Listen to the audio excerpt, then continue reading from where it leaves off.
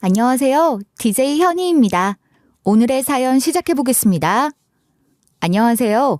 7년의 시간을 허비하고 새 인생을 찾아 떠나는 30대 여자입니다. 함께 울고 웃으며 서로를 사랑했던 7년. 하지만 돌아온 것은 배신이었습니다. 상처로 얼룩진 그 끝에서 저는 제 자신을 지키는 선택을 했습니다. 시원한 복수와 함께요. 아이를 기다리며 난임 병원까지 다녔던 저희 부부. 매달 찾아오는 실망 속에서도 넘어지지 않을 수 있었던 건 오직 사랑의 힘이었어요. 그런데 알고 보니 남편은 아이를 낳아줄 사람이 필요했던 거더라고요. 내가 그의 욕망을 위한 도구였다는 걸 깨달았을 때 그 충격은 이루 말할 수 없었어요. 배신의 끝에서 저는 어떤 선택을 했는지 지금부터 제 사연을 말씀드리겠습니다. 저는 스트레스에 매우 취약한 사람입니다. 학창시절 왕따를 당하고 나니 외부 환경에 굉장히 예민한 사람이 되어 있었어요. 왕따를 당하기 전에는 밝고 쾌활한 학생이었어요. 특별히 부족한 것 없이 자랐고 공부도 꽤 괜찮게 했었죠. 다정한 부모님 밑에서 친구들과 함께 웃고 떠들며 학교 생활을 즐기던 평범한 아이였죠. 그런데 어느 날 지독한 감기로 수업 도중 쓰러진 이후부터 분위기가 달라졌어요. 쟤 별로 아프지도 않은데 일부러 쓰러진 거래. 남자애들 앞에서 연약한 척하려고. 남자 꼬시려고 작정했네. 그러게 몸을 어디다 써대는지 근데 꼬셔지지도 않는 게 웃기지 않아? 쟤네 엄마도 저런 식으로 남자 꼬시고 다닌대. 정말? 그 엄마의 그 딸이네. 뭐라고? 난 일부러 쓰러진 적 없어. 그리고 우리 엄마 얘기 사과해. 야야야야, 걸레가 말을 한다. 저에 대한 미움은 날이 갈수록 정도가 심해졌죠. 아이들은 듣기만 해도 속이 뒤집히는 말들을 수도 없이 뱉어냈고 그 말들은 전부 가시가 되어 제 마음에 꽂혔어요. 오늘 피고에서 얘는 오늘 깍두기 하기로 했어. 그래? 그럼 공 맞아도 안 죽는 거네? 맞아도 안 죽는데 부럽다. 아니야, 나 깍두기 안 할래. 어머, 얘 깍두기 하기 싫다는데? 어쩌지? 어쩌긴 뭘 어째, 그냥 시키면 되지. 맞아, 지한테 선택권이 있는 줄 아나 봐. 나는 수업 끝날 때까지 깍두기만 맞춰야지. 깍두기, 왕따, 친구 없는 애 등 듣기만 해도 외로운 단어들은 항상 저를 향했어요. 심할 때는 책상에 우유가 엎어져 있거나 입에 담기도 심한 욕들이 빼곡하게 적혀 있을 때도 있었죠. 하루하루가 지옥 같았고 학교에 가는 것 자체가 두려웠어요. 매일 아침 눈을 뜰 때마다 오늘은 또 어떤 일이 벌어질까 하는 불안감에 시달렸습니다. 사실 욕이고 낙서고 그런 것들은 버틸만 했어요.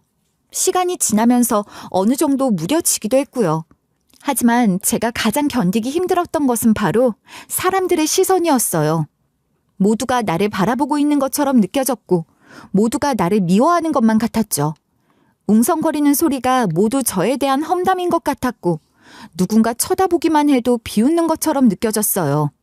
이 외로움이 어서 끝나기만을 기다리고 또 기다렸어요. 밤마다 베개를 적시며 울던 기억이 아직도 생생합니다. 학창시절 계속되던 왕따는 고향을 벗어나 대학교에 들어가면서 끝이 났어요. 하지만 사춘기 시절을 왕따로 지내온 저는 타인의 시선과 집단 속의 위치에 매우 예민해진 상태였어요. 겉으로는 티내지 않았을 뿐 저는 항상 불안해했죠. 집 밖에서 일어나는 모든 일들은 저에게 극심한 스트레스로 다가왔고 그렇게 쌓인 스트레스는 제 건강까지 해쳐오기도 했어요. 연애는 꿈도 꾸지 못했어요. 겁이 많았거든요. 남들이 다 하는 연애, 나도 해보고는 싶지만 용기가 나지 않았죠. 주변에서 그러더라고요. 사랑을 하면 바뀐다고. 사랑으로 아픔까지 치유된다고. 문득 궁금해졌어요. 사랑이란 뭘까? 나도 할 수 있을까? 하면서 말이에요. 드라마나 소설에서 보던 그런 운명적인 사랑이 찾아와 모든 상처를 아물게 해줄 거라고 믿었어요. 지금 돌이켜보면 참 순진했던 것 같아요. 그런데 이게 웬걸? 26살이 되던 해 지인을 통해 우연히 한 남자를 만나게 되었어요. 첫 만남이었지만 얼굴, 몸매, 성격, 심지어 말투까지 내가 그리던 이상형의 남자였어요. 키도 크고 어깨도 넓었고 무엇보다 온화한 미소를 지닌 사람이었어요. 저 사람이라면 내 아픔이 모두 치유될 것만 같았어요. 마치 동화 속 왕자님을 만난 기분이었죠. 다행히 그 남자도 제가 마음에 들었던 모양이었어요.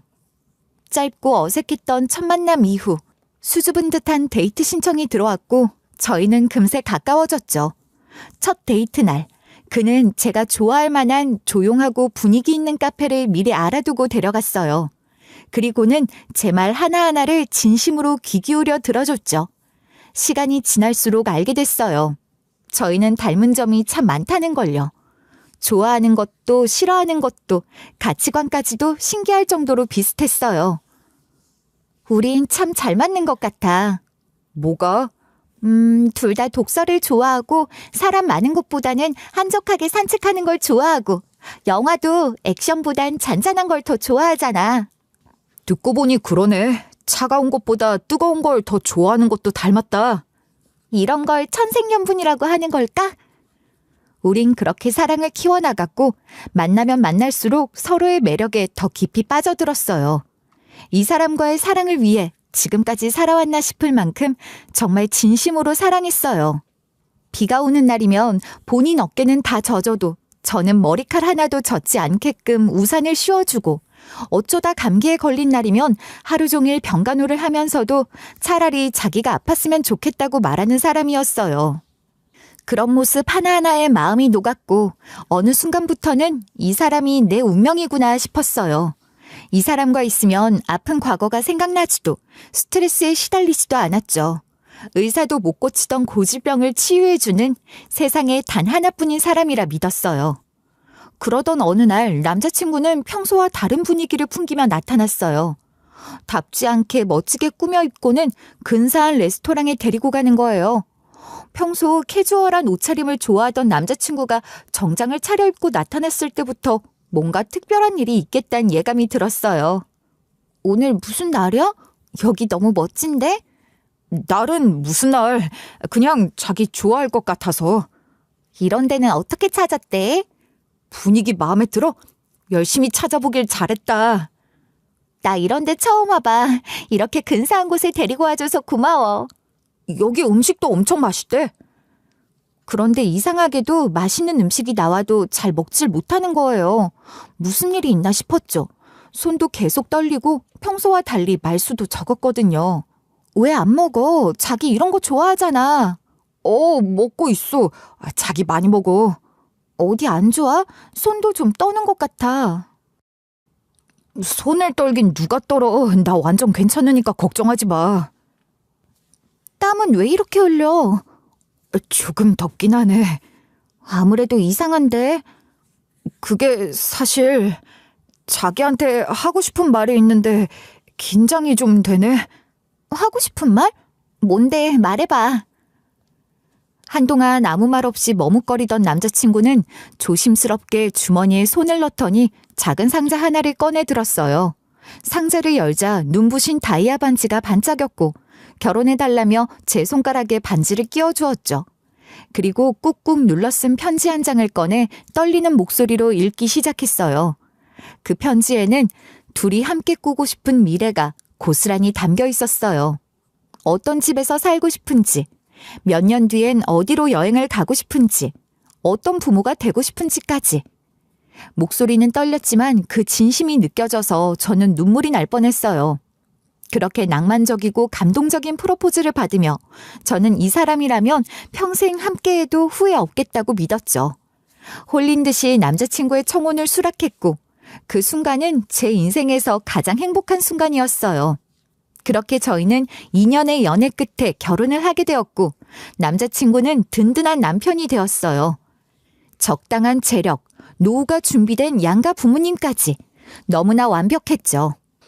이쯤 되면 한 가지 흠이 있기 마련인데 아쉽게도 모든 것이 순조로운 결혼이었어요. 웨딩홀도 예쁘게 꾸며졌고 하객들의 축복도 넘쳐났어요. 웨딩드레스를 입고 버진로드를 걸을 때의 기분은 정말 공주가 된 것 같았죠. 허니문으로 떠난 발리에서의 일주일도 꿈만 같았어요. 둘이 함께할 미래가 전혀 두렵지 않았죠. 당신 같은 사람과 결혼해서 참 다행이야. 그래? 나도 완전 땡 잡았다고 생각하고 있었는데 내 인생에서 제일 잘한 일을 뽑으라면 난 자신 있게 말할 수 있어. 제일 잘한 일이 뭔데? 뭐긴 뭐야. 당신이랑 결혼한 거지. 내 아내가 되어줘서 너무 고마워. 평생 이 마음 잊지 않고 매일매일 더 사랑해줄게. 첫 연애, 첫 결혼이었지만 정말이지 꿈만 같았어요. 모든 게 완벽했죠. 누구보다 따뜻했던 남편, 그리고 그 못지않게 저를 친딸처럼 아껴주시던 시부모님. 흔히들 말하는 시월드, 고부 갈등 같은 건 저와는 거리가 먼 이야기였어요. 시부모님은 제가 좋아하는 음식을 미리 알아두셨다가 명절이나 주말에 시댁에 갈 때마다 꼭 한상 차려 내어주시는 분들이셨어요. 저의 과거를 전해 들은 날에는 두 분이 더 슬퍼하시며 아버님은 자리에서 벌떡 일어나시더니 당장이라도 저를 괴롭혔던 사람들을 찾아가 혼쭐을 내주겠다며 화를 내셨고 어머님은 제 손을 꼭 잡아주셨죠. 나쁜 애들을 만나서 어린 나이에 얼마나 힘이 들었을까? 아가 고맙다. 견뎌줘서 고마워. 상처가 많은 저를 며느리로 받아주셔서 정말 감사해요. 무슨 그런 말을 해. 며느리로 와줘서 우리가 더 고맙지. 울지 마, 아가. 아니, 엄마는 왜 애를 울리고 그래? 너는 우리 며느리 눈에 눈물 한 방울이라도 나오게 하는 순간 너 죽고 나 죽는 줄 알아? 아가, 우린 이제부터 네 편이다. 이 자식이 힘들게 하면 언제든지 전화해. 알겠지? 제게 참 다정하셨고 더할 나위 없이 따뜻한 분들이셨죠. 언제 어디서나 저희 부모님만큼 저를 아껴주실 분들이라고 생각했어요. 이렇게 완벽한 가정에서 행복한 결혼 생활을 시작할 수 있다는 것이 감사하기만 했어요. 그렇게 시작된 결혼 생활은 정말이지 행복 그 자체였어요. 세상 모든 축복을 다 받은 것처럼 하루하루가 눈부셨죠. 남편과 저는 둘만의 시간을 마음껏 누려보자고 약속했어요. 우리 연애도 2년밖에 못했잖아. 결혼하면 바로 아이 갖는 것보다 우리만의 시간을 좀 더 보내고 싶어. 당신 생각이 그렇다면 나도 좋아. 그럼 우리 아이는 1년쯤 후에 가질까? 그래, 아이 생기기 전까지 후회 없이 즐겨보자. 하고 싶은 거 있으면 말만 해. 뭐든 같이 해줄게. 아이는 준비만 하면 언제든 생길 수 있을 거라 믿었고 1년 동안 저희는 정말 하고 싶은 걸 다 했어요. 국내 여행은 물론 해외여행도 틈나는 대로 떠났고 맛집 리스트를 작성해 주말마다 하나씩 지워가며 데이트를 했어요. 예쁜 커플룩도 맞춰 입고 전시회나 공연도 다니면서 평범한 일상조차 특별하게 만들려 애썼죠.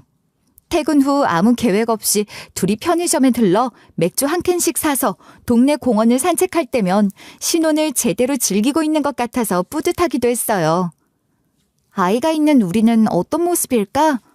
글쎄, 똑같이 행복하지 않을까? 어떤 기분일까, 아이가 있다는 건. 우리 슬슬 아이 가져볼까? 그럴까? 아이는 자기 닮았으면 좋겠다. 엄청 예쁠 것 같아. 왜? 난 자기 닮았으면 좋겠는데? 그럼 공평하게 반반 닮은 아이 낳자. 저와 남편을 쏙 빼닮은 아이가 품에 안기는 장면. 남편이 아이와 장난을 치다가 저를 돌아보며 웃는 장면들. 그런 그림들이 머릿속에 자꾸만 그려졌어요. 아이를 가지면 어떤 행복이 찾아올까 궁금해졌고 남편과 함께 아이를 가져보자고 마음을 모았어요. 머지않아 생명이 찾아올 거라고 굳게 믿었죠. 그런데 현실은 그렇게 호락호락하지 않더라고요. 매달 생리를 할 때마다 기대는 실망으로 다가왔어요. 처음엔 아직 타이밍이 안 맞았겠지. 조금 더 기다리면 되겠지 하며 넘겼는데 시간이 지나도 아무런 변화가 없자 걱정이 밀려오기 시작했어요. 그렇게 또 1년이 흘렀고 저는 그제서야 인터넷을 찾아보기 시작했어요. 그리고 충격적인 사실을 알게 됐죠. 부부가 1년 이상 피임을 하지 않고 부부 관계를 유지함에도 아이가 생기지 않는 것을 난임이라고 부른다 하더라고요. 순간 머리를 망치로 맞은 듯 멍해졌어요. 난임이라니 믿기지 않았어요. 그동안 어디 하나 아픈 데도 없었고 병원 갈 정도로 이상한 증상도 없었는데 말이에요. 우리가 난임이라니 믿겨지지가 않아. 스트레스 받으면 더 안 생긴다던데 우리가 너무 조급했나 봐. 그런가? 조금 더 기다리면 생길지 몰라. 마음 편하게 갖고 조금만 더 노력해보자. 더 노력하면 생기겠지. 아니, 생길 거야. 계속되는 기다림. 혹시 내 몸에 문제가 있는 걸까? 아니면 남편에게 무슨 문제가 있는 건 아닐까? 점점 생각이 많아졌고 입 밖으로 꺼내는 것조차 두려워졌어요. 난임이라는 단어 자체가 너무 낯설고 무서웠어요. 그 단어를 입에 올리는 순간부터 평범한 부부가 아니게 될 것 같았거든요. 하지만 그런 두려움에도 불구하고 아이가 간절해지는 건 어쩔 수 없었어요. 주위 친구들이 하나둘 임신 소식을 전할 때마다 축하해 주면서도 마음 한구석이 쓰라렸죠. 이런 마음을 아시는지 시부모님도 아이를 재촉하지 않았어요. 오히려 응원해 주셨죠. 스트레스 받지 말고 마음 편하게 먹어. 아직 젊으니까 아이는 천천히 가져도 돼. 그래, 아가. 엄마 마음이 편해야 아기가 찾아오지. 당신 충분히 잘하고 있어. 우리 조금만 더 힘내볼까? 다들 너무 감사해요. 저도 더 노력할게요. 손주 꼭 보게 해드릴게요. 주변의 응원과는 달리 저희 부부는 점점 조급해지기 시작했어요. 매달 생리가 시작될 때마다 실망하는 자신을 보면서 이러다간 내가 죽겠다 싶더라고요. 결국 저희 부부는 난임병원에 발을 디뎠어요. 그리고 또 오만 가득하게도 저는 이곳을 금방 졸업할 수 있을 거라 생각했어요. 매달 호르몬 주사를 맞고 온갖 검사를 받고 시험관 시술까지 받았어요.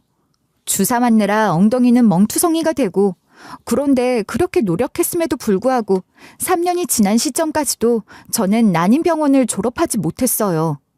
그 3년이라는 시간이 얼마나 길고 지독했는지, 호르몬 때문에 찐 살은 자존감을 깎아먹었고 감정 기복도 심해져서 남편한테 괜히 짜증을 내거나 아무도 몰래 혼자 눈물을 흘리는 시간도 많았어요.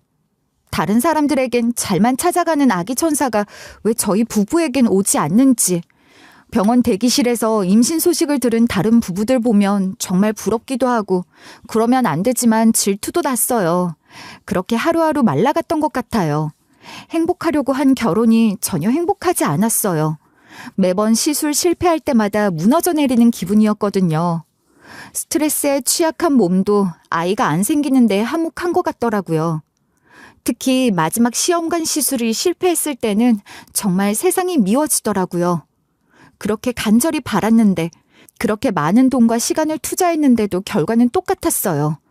이젠 주변 사람들의 위로도 동정으로 느껴졌고, 괜찮다, 다음에 또 해보자는 말들도 지긋지긋했어요. 그때 마음먹은 것 같아요. 그래, 졸업을 못하면 자퇴를 하자고. 애 없이도 둘이 사랑하며 살면 그만이라고요. 저는 난임 치료에 더 이상 자신이 없었어요. 나 이제 그만하고 싶어. 더 이상 못하겠어. 우리 그만할까? 당신 그동안 너무 고생했잖아. 당신 닮은 아이 낳고 싶었는데 당신도 아이 갖고 싶어 했잖아. 당신이 힘들어하는 걸 보는 게 더 괴로워.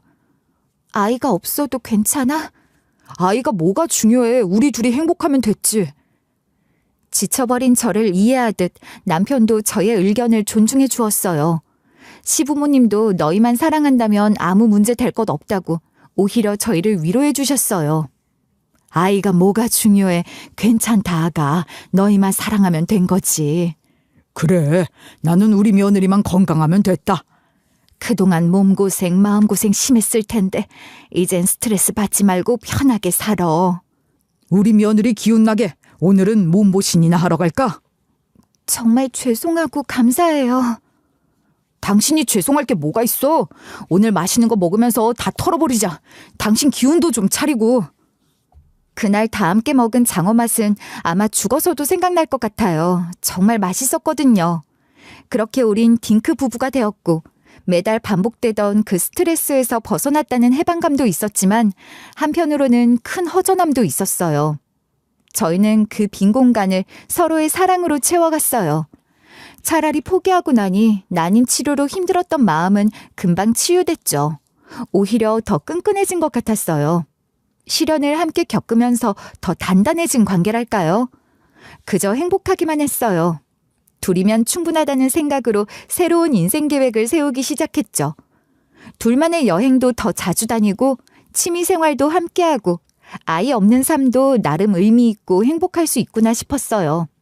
아직 젊으니 다시 시도해보라고 말하는 사람들도 있었지만 저희는 더 이상 그런 말에 흔들리지 않았어요. 그렇게 다시 행복을 찾은 어느 날, 안방 베란다에 물이 흥건하게 고여있는 것을 발견했어요. 베란다 벽이 눈에 보일 만큼 젖어 있었고 벽지도 부풀어 오르고 곰팡이까지 쓸기 시작했더군요.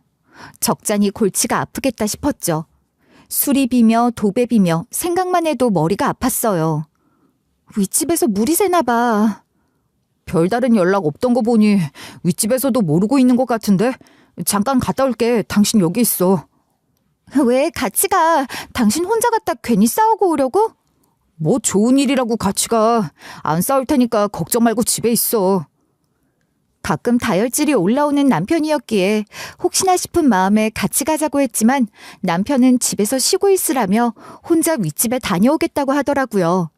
그래도 걱정되는 마음에 계속 문 쪽을 쳐다보고 있었는데 생각보다 금세 돌아오더라고요. 표정도 나쁘지 않았고요. 해결이 잘 되었나 싶었어요. 어떻게 됐냐고 물어보니까 생각보다 잘 해결됐다고. 윗집에서 누수 피해를 전부 보상해준다는 답변을 받아왔더라고요. 남편 말로는 젊은 여자가 혼자 사는 것 같다고 했어요. 윗집 이웃이 상식적인 사람이라 다행이라고 생각이 들더군요. 그리고는 약속한 대로 피해 상황을 확인하고 전부 해결해 주었어요. 누수 문제가 어느 정도 해결이 되었을 때는 케이크를 사들고 미안했다며 인사까지 오는 괜찮은 사람이었어요. 피해드려서 정말 죄송해요. 어떤 걸 좋아하실지 몰라 제일 잘 나가는 걸로 달라고 했는데 입에 맞으실지 모르겠네요. 아유, 뭘 이런 걸. 저희 집 베란다도 다 수리해 주셨으면서요. 아니에요. 수리되는 동안 한번 찾아뵙지도 못했는걸요. 많이 불편하셨죠? 상냥하고 예의도 바르고 무엇보다 얼굴도 참 예뻤어요. 남동생이 있다면 바로 소개해주고 싶을 만큼 괜찮은 여자였죠. 그때부터 친하게 지내는 건 아니었지만 종종 아파트에서 만나면 인사 정도 나누며 지냈어요. 윗집에 저런 이웃을 만난 것도 복이라고 생각하면서 말이에요. 그리고 몇 개월 뒤 남편이 친구들과 여행을 다녀오겠다고 하더라고요. 나 친구들이랑 여행 좀 다녀와도 돼? 갑자기 무슨 여행? 왜? 나 자주 만나는 대학 동기들 있잖아. 그중에 하나가 올해 애를 낳는데 애 낳으면 시간 없을 것 같다고 그 전에 친구들끼리 한번 뭉치자네. 그래? 당신도 가고 싶어? 애들 다 가는 거라 가고 싶긴 하지. 제주도 가자고 하더라. 근데 당신이 가지 말라면 안 가. 다녀와. 자기도 그동안 지쳤을 텐데 친구들이랑 재미있게 놀다 와. 진짜 그래도 돼? 정말 고마워. 기간은 일주일. 유부남 친구들끼리의 리프레시 여행이라나 뭐라나. 모처럼 저도 남편 없는 휴식을 즐기면서 이번 기회에 각자의 시간을 가져보는 것도 좋겠다 싶었어요. 그렇게 결혼 후 처음으로 갖는 남편 없는 시간. 그동안의 치료로 인해 피폐해진 마음을 다스리고자 몇 년 만에 홀로 친정을 찾았어요. 엄마, 나왔어. 아빠, 저 왔어요. 왔어? 아유, 우리 딸 보고 싶었어. 오느라 고생했는데 이거라도 후딱 마셔. 아유, 뭘 또 이런 걸 잔뜩 사들고 왔어, 무겁게.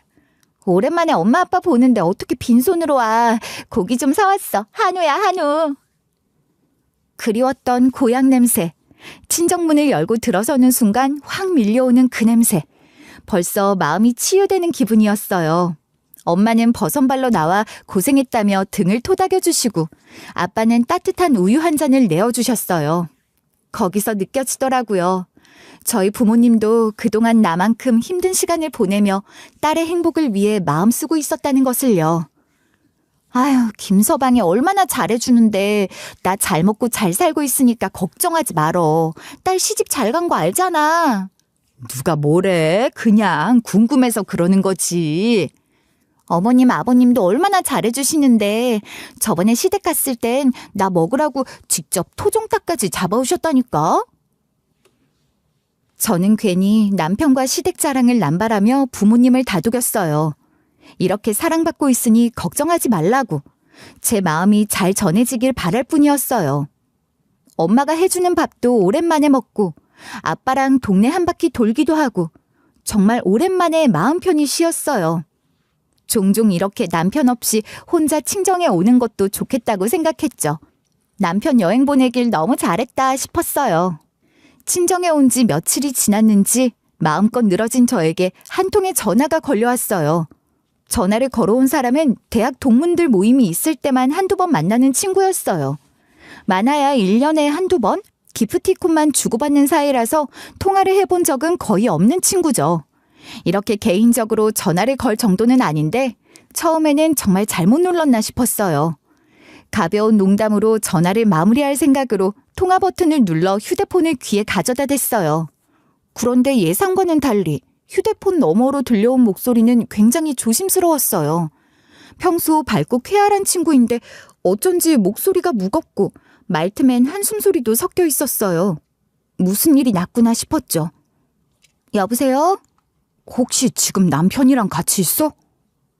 아니, 왜 무슨 일인데? 네 남편을 병원에서 본 것 같아서 연락했어. 병원? 병원이라면 네가 일하는 산부인과? 우리 병원. 네 남편을 본 것 같은데 혹시나 싶어서. 우리 남편이 왜 산부인과에 있어? 잘못 봤겠지. 친구 남편도 못 알아보냐? 우리 남편은 지금 제주도에 있어. 친구에게 티내지는 않았지만 산부인과에 내 남편이 있다는 말을 듣자 이상하게 가슴속 무언가가 철렁 내려앉는 기분이었어요. 별로 친하지도 않은 친구에게 그런 말을 들으니 기분이 더욱 나빴죠. 여행 간 남편이 이 시간에 왜 병원에, 그것도 산부인과에 있겠어요? 그런데 듣고 보니 기분이 좀 그러네. 아무래도 네가 잘못 본 것 같은데 확실하지도 않은 거 가지고 이렇게 전화하는 게. 그렇게 생각한다면 미안. 그치만 사실 우리 둘이 그렇게 친한 사이도 아니고 걱정은 고마운데 내 남편은 아닐 거야. 신경 끄고 일 봐. 그럼 내가 사진 한 장 보낼게. 한번 보기라도 해봐. 사실 마음 한구석에서는 설마 하는 생각이 계속 맴돌고 있었지만 애써 아닌 척했어요. 전화를 끊자마자 메시지를 통해 한 장의 사진이 날아왔어요. 친구가 보내온 사진이었죠. 병원 출입구를 나서는 연인의 뒷모습이었어요. 남자가 여자의 어깨에 팔을 두르고 있는 모습. 누가 봐도 제 남편이었어요. 뒷모습뿐이었지만 제가 제 남편을 못 알아볼까요? 그 특유의 어깨 라인, 걸음걸이, 입고 있던 옷까지 모든 게 제 남편이었어요. 남편임을 인지한 순간부터 손이 미친 듯이 떨려왔어요. 떨리는 손으로 곧바로 친구에게 다시 전화를 걸었어요. 저 여자 누구야? 네 남편 맞아?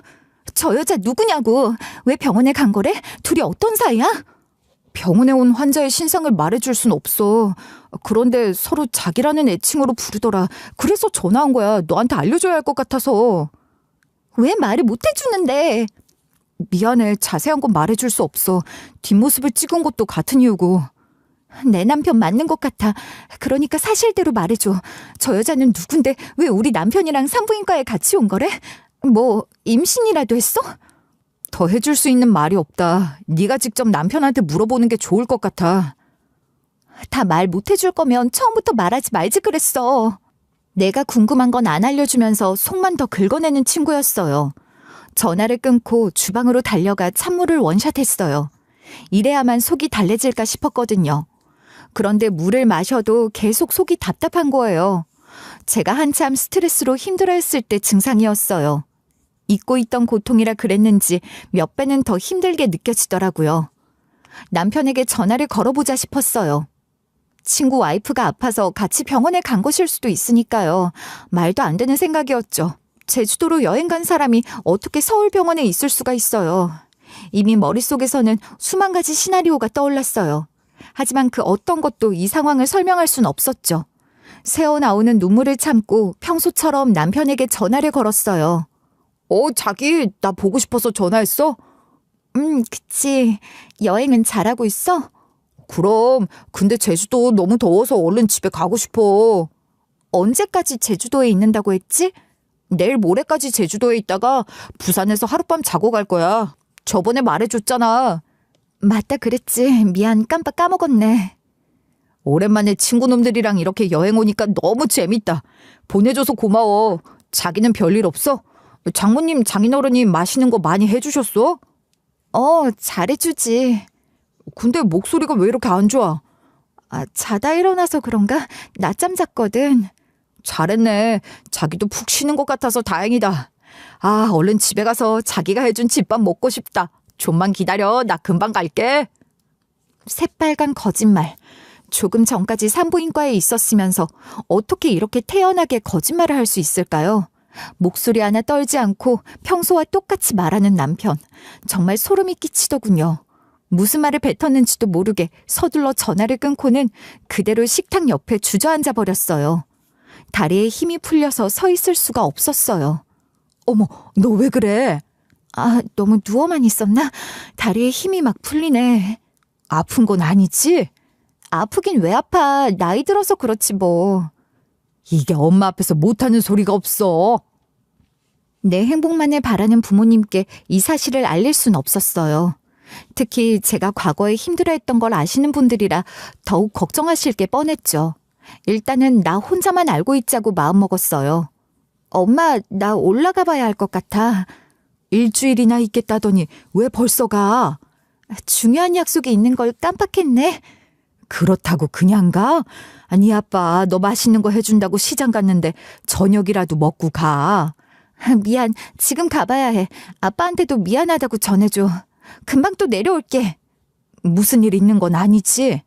일은 무슨 일, 아무 일 없으니까 걱정하지 마. 나 갈게. 이대로는 안 되겠다 싶어 조만간 다시 내려오겠다는 약속과 함께 서둘러 친정을 나섰어요. 갑자기 이상한 딸의 모습에 걱정해 주시는 엄마한테 죄송한 마음이 들었지만 어쩔 수 없었어요. 무슨 정신으로 운전을 했는지 모르겠어요. 고속도로에서 몇 번이나 차선을 벗어날 뻔했거든요. 정신이 없었어요. 믿었던 남편의 외도, 상상조차 못 해봤던 일에 제정신을 차릴 수가 없었죠. 남편의 바람도 충분히 화가 났지만 저를 더욱 분노하게 만드는 부분은 따로 있었어요. 바로 친구가 일하는 그 병원, 남편의 외도 사진이 찍힌 그 병원이에요. 그 병원은 저희가 다니던 난임병원과 함께 있는 산부인과였거든요. 아이를 포기하면서 다신 오고 싶지 않다며 병원에 대한 원망까지 쏟아냈던 그곳. 그런 곳에 다른 여자와 함께 갔다니.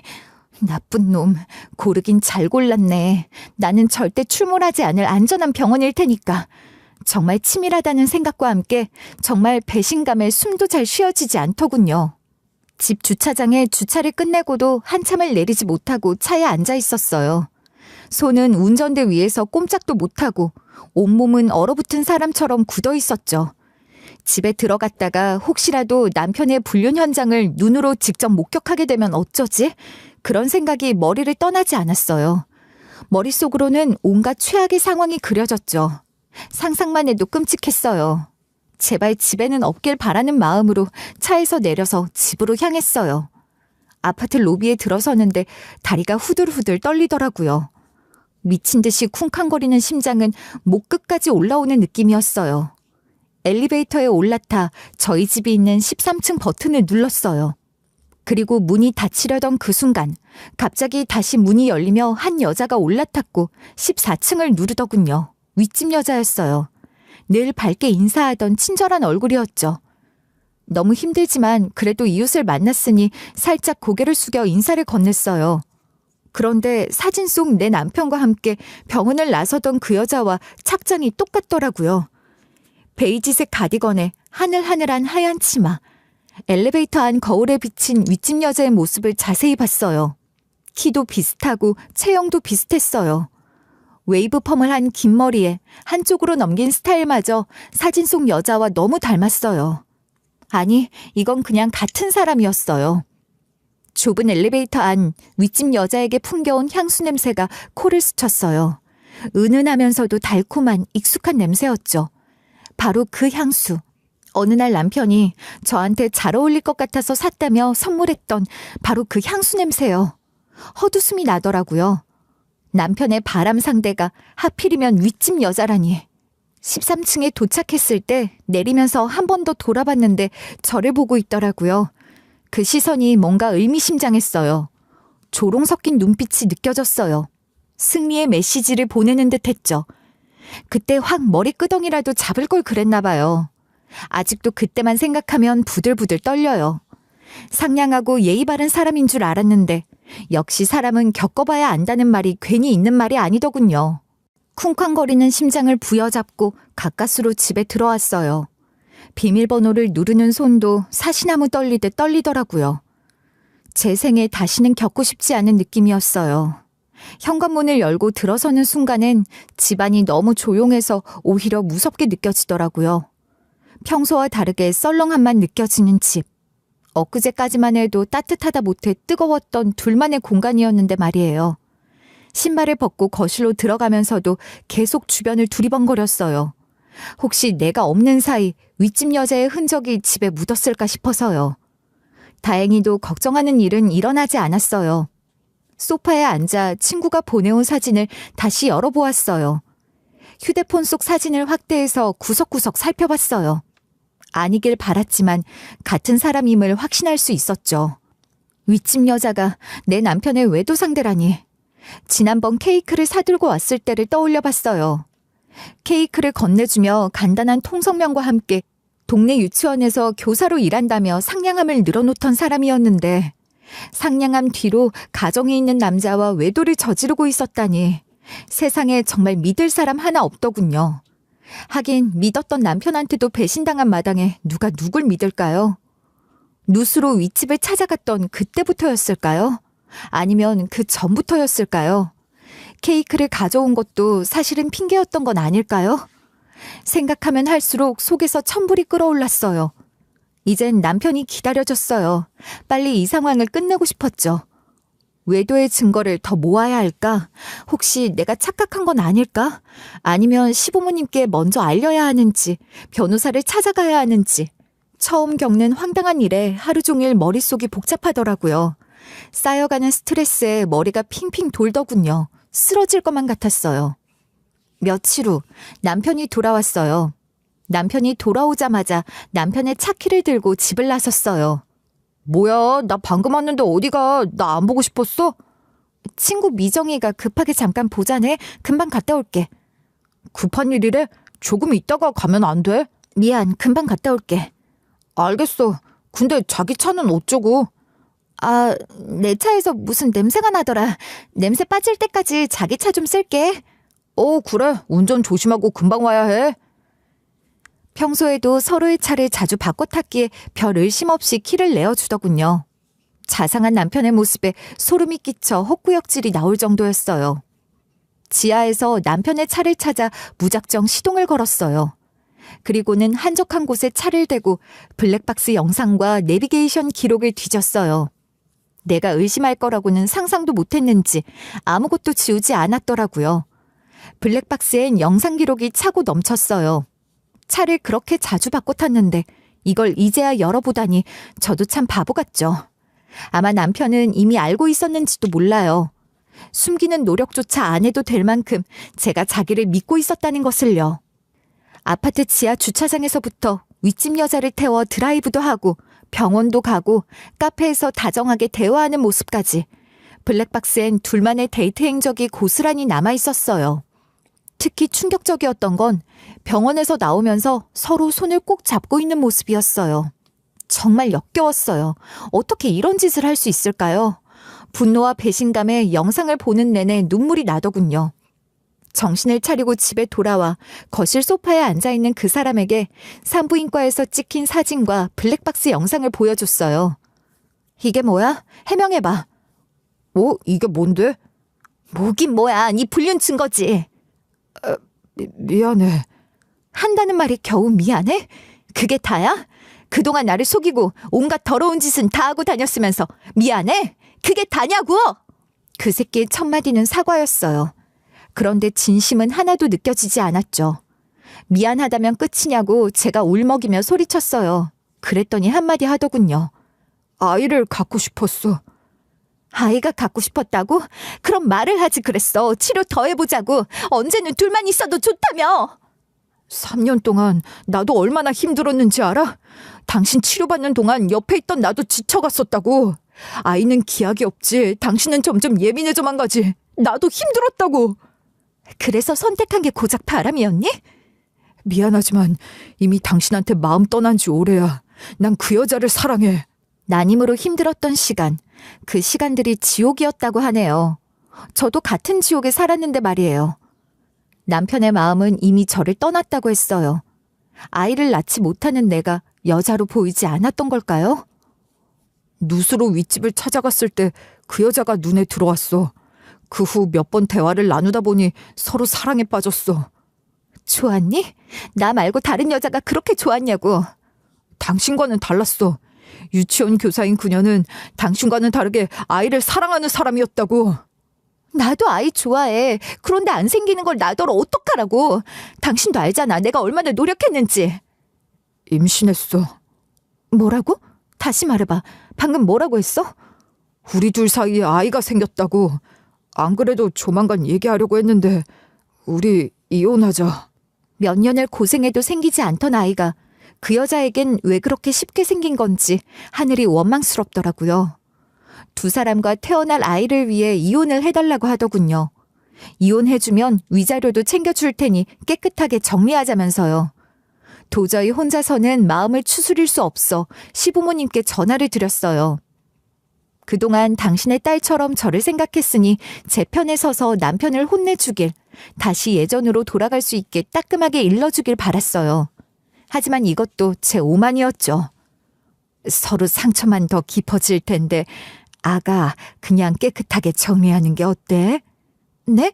어머님 지금 무슨 말씀을... 둘 사이에 아이가 생겼다잖니. 그 아이 지울 순 없잖니.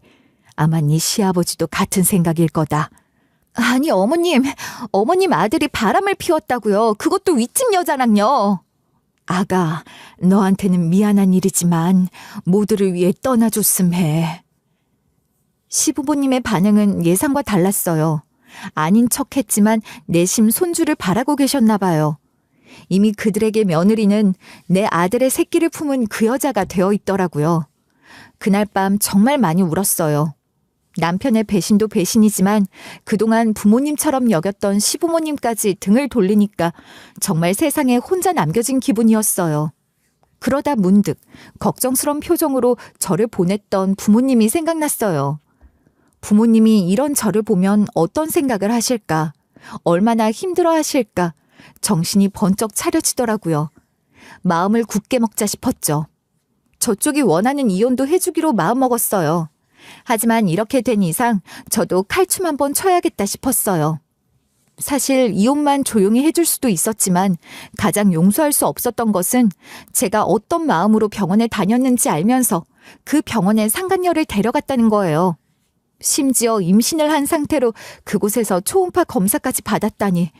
제가 좌절했던 그곳에서 상간녀의 임신을 기뻐했다니. 도저히 용서할 수가 없었어요. 어떻게 그들을 무너뜨릴지 밤새 계획을 세웠어요. 그리고 철두철미하게 이혼과 복수를 다짐했죠. 친구에게 받은 사진, 블랙박스에서 모은 증거들로 이혼 전문 변호사를 찾아갔어요. 변호사는 이 정도 증거면 위자료를 많이 받을 수 있을 거라고 말했어요. 하지만 이것만으론 부족했어요. 속이 시원하지가 않았거든요. 법적인 처벌로는 만족할 수 없었어요. 그래서 남편의 상사이자 사장인 친오빠에게 SOS를 쳤어요. 휴대폰 너머 오빠의 목소리를 듣자마자 목이 메어 오더라고요. 다 큰 동생이 울먹이며 전화를 하는데 놀라지 않을 오빠가 어디 있겠어요. 오빠는 자초지종을 물었고 저는 모든 것을 털어놨어요. 오빠는 처음에는 믿을 수 없다는 반응이었어요. 그리고는 저보다 더 분노했죠. 그동안 네가 어떤 고생을 했는데 옆에서 그 모습을 다 지켜봤으면서 바람을 피워? 어떻게 해서라도 아이를 가졌어야 했나 봐. 아니, 넌 충분히 노력했어. 너는 잘못 없어. 이상한 생각하지 마. 그리고 그 자식 내가 가만 안 둬. 오빠가 뭘 어쩌게. 나만 믿어.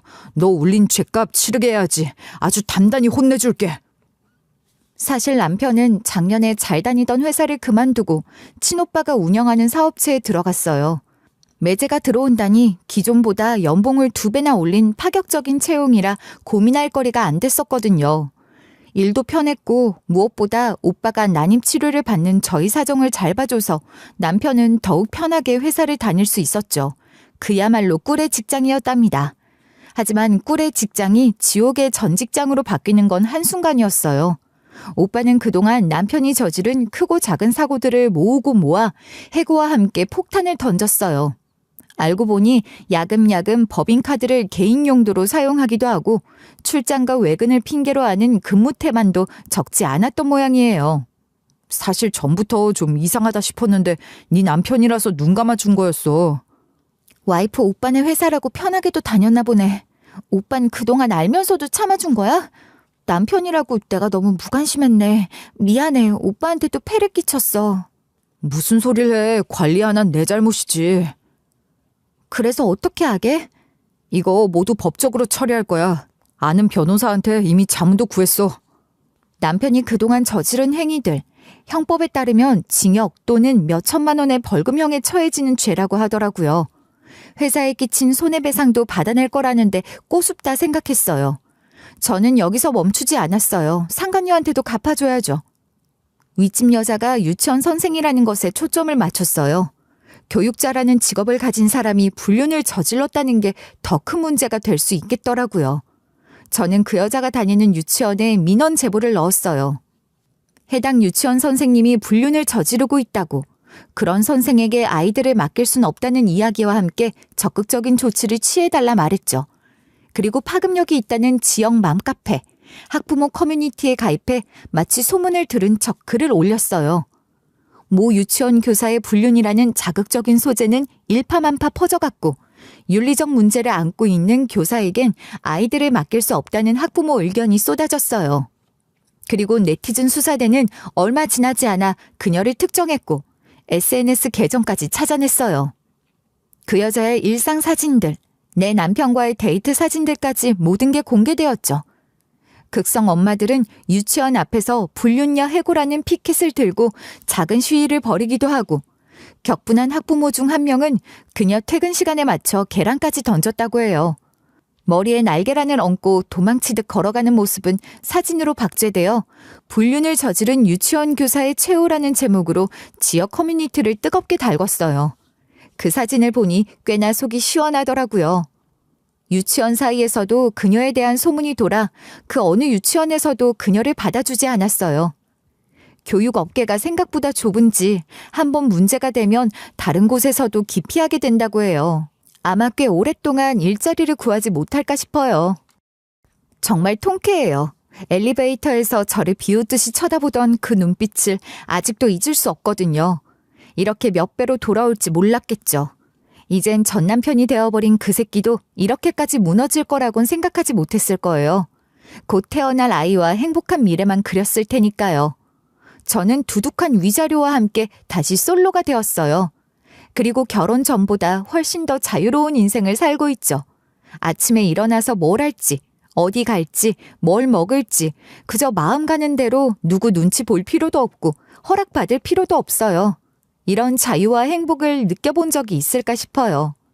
아마도 임신이라는 엄청난 스트레스에서 해방되어서 그런 것 같아요. 아이를 포기하고 딩크를 선언하긴 했지만 혹시라는 기대감과 시댁 눈치 등의 상황들이 적잖이 제 숨을 막아왔거든요. 이제는 그런 걱정이 완벽하게 사라졌다고 생각하니 정말 후련해요. 그래서 그런가 혼자가 되었지만 그 어느 때보다 행복한 인생을 즐기고 있어요. 이런 저와는 달리 전 남편과 윗집 여자는 우울한 인생을 보내고 있다고 해요. 저와 이혼하고 나서 전 남편과 윗집 여자는 도망치듯 이 동네를 떠났어요. 불륜은 했지만 사람들의 손가락질은 참지 못했나 봐요. 뭐 당연하겠죠. 동네 사람 그 누구도 고운 시선으로 그들을 보지 않았으니까 말이에요. 그리고 얼마 전 통쾌한 소식이 들려왔어요. 그 얘기 들었어? 네 전 남편이랑 그 상간녀 헤어졌대. 서로 없으면 죽을 것처럼 굴더니 벌써 헤어졌대? 너는 어떻게 알았어? 어떻게 알긴, 이 동네 소문 다 났어. 동네 아줌마들 죄다 그 얘기밖에 안 하더라. 하여간 소문 빨라. 그래서 걔들은 어떻게 지낸대? 뭐 그 여자는 백화점 행사장에서 일한다던데. 행사장? 유치원에서 일 안 한대? 그런 일을 저지르고도 아이들을 가르치겠다고 몇몇 유치원에 기웃거리긴 했나 봐. 근데 아무 데서도 안 받아줬대. 유치원 엄마들이 가만히 있겠어? 그쪽 바닥이 워낙 좁기도 좁고 소문이 따른다곤 하던데 그래도 좀 놀랍긴 하네. 꽃이지 뭐. 그러게 누가 임자 있는 남자랑 바람나래. 고개도 못 들고 다닌다더라. 윗집 여자의 근황을 들으니 순간의 잘못된 선택으로 정말 인생이 한순간에 바뀌는 거구나 싶었어요. 네 전 남편도 아주 꼴 좋던데. 너한테 위자료 내어주고 너희 오빠 회사 문제로 벌금에 손해배상까지. 그동안 모은 돈 몽땅 털렸다더라. 그래? 잘됐다, 나쁜 놈. 아니 그 여자도 좀 그래. 애까지 있는데 남자가 빈털터리 됐다고 그새 헤어지냐? 그래서 그 자식은 어떻게 산대? 부모님 집으로 들어갔으려나? 지가 뭐 별 수 있어. 그래도 밥벌이는 해야겠는지 배달 알바 뛴다더라. 안 그래도 내 남편이 지나가다가 봤는데 달달거리는 오토바이 타고 배달하는 모습이 그렇게 없어 보일 수가 없다더라. 너랑 살 때 양복 입고 출근하던 거랑은 완전히 다르다더라. 시부모님 돈 잘 버는 아들 참 자랑스러워 하셨는데. 그러니까 사람 일 아무도 모르는 거라니까.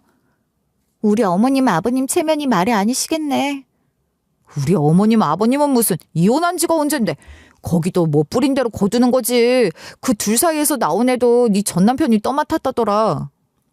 엎친 데 덮친 격으로 그 여자와 사이에서 낳은 아이까지 결국 전 남편이 떠맡게 됐다더군요.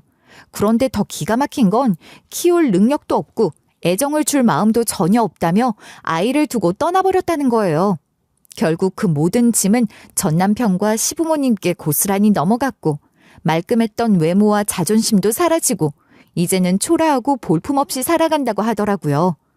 사회적으로도 낙인이 찍혔는지 예전 지인들과도 연락을 끊고 지낸다는 말까지 들었어요. 빈털터리 아들에게 갑자기 떠맡은 손주까지. 시부모님도 막막하셨는지 얼마 전에는 저에게 돌아와 달라는 문자를 보내셨더라고요. 읽자마자 눈을 의심했죠. 다시 돌아와 줄 수 없겠냐는 내용이었어요.